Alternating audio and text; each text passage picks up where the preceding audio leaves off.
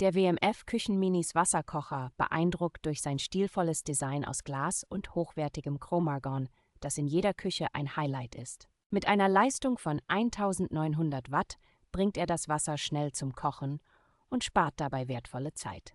Dank der Trockenlauf- und Überhitzungsschutzfunktionen sowie der Kochstoppautomatik bietet dieser Wasserkocher ein hohes Maß an Sicherheit. Der herausnehmbare und leicht zu reinigende Kalkwasserfilter sorgt dafür, dass das Wasser immer frisch und geschmacklich unverfälscht bleibt. Die außenliegende Wasserstandsanzeige ermöglicht eine einfache Kontrolle der Füllmenge auf einen Blick. Durch seine kompakte Größe passt der Wasserkocher perfekt in kleine Küchen und ist ideal für 1- bis 2-Personen-Haushalte.